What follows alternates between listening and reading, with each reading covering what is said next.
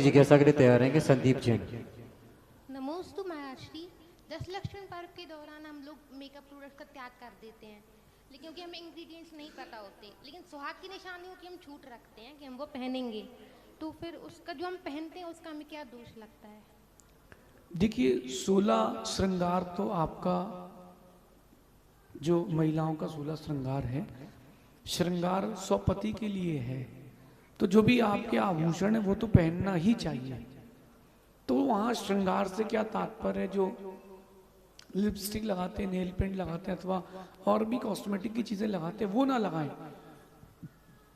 आपका सिंदूर है, आपका मंगलसूत्र है, पायल बिछिया है, जो आपके चूड़ियां हैं कांच की, जो आपकी सुहाग की निशानी है, उनको तो जरूर पहनना चाहिए। उससे ही दूसरे लोग प्रभावित होते हैं कि देखो इन्होंने श्रृंगार किया है, लेकिन जो आवश्यक है वो किया है। पहले लोग मंगलसूत्र पहनते थे गले में, पति को हृदय में रखते थे, अब हाथ पर आ गया है, तो पति उनके इशारों पे चलता है। अब कुछ दिन बाद पैरों में आ जाएगा तो उनके पैरों तले दबा रहेगा। श्रृंगार करें, उतना ही करें जो आपके धर्माचरण के विरुद्ध ना जाए, ऐसा समझिए। अगली जिज्ञासा के लिए तैयार रहेंगे सुधा जैन। नमोस्तु महाराज जी। महाराज जी, बात 2009 की है।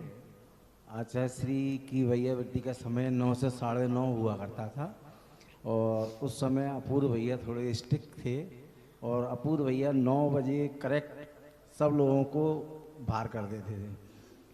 तो हम लोग आचार्य श्री के दरवाजे के बाहर 10-15 मिनट वेट करते थे, कहीं आचार्य श्री निकले, दोबारा दर्शन हो जाएं, उनके चरण झूले मिल जाएं। एक दिन की बात है, आचार्य श्री 9:45 पे एक मेरा मित्र आया, वो अपने 5 साल के बेटे को लेके।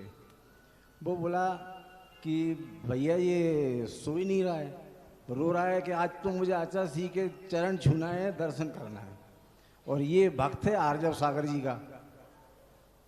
तो हम बड़े दुविधा में, हमने कहा आचार्य श्री के गेट खुलवा नहीं सकते, दर्शन करवा नहीं सकते इस बच्चे को, इसकी जिज्ञासा ज़्यादा है, दर्शन करना है। तो हमने उसको पूछिए। तो महाराज जी, तो हमने उसको बताया, मैंने कहा बेटा एक काम कर, हम तो कुछ कर नहीं सकते, तू अपने मुंह से बोल आचार्य श्री नमोस्तु, मुझे आपके दर्शन करना है। तो महाराज जी उसने 2 बार बोला है और आचार्य श्री के पट खुल गए। संक्षेप में प्रश्न करिए। क्या प्रश्न? फिर अब मैं अपने प्रश्न पे आता हूँ। महाराज जी, मेरे बेटे का प्रश्न है कि भगवान बनने से पूर्व मुनि बनना पड़ता है, आचार्य श्री कब भगवान बनेंगे?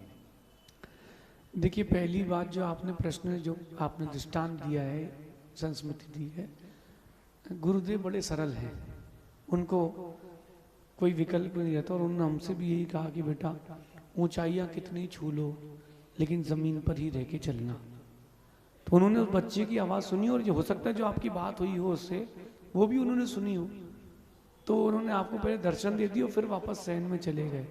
यद्यपि उनका समय गया, लेकिन उनके समय नहीं गया, उन्होंने किसी के लिए शुभ का निमित्त बने, तो उनकी असीम अनुकंपा और वात्सल्य था।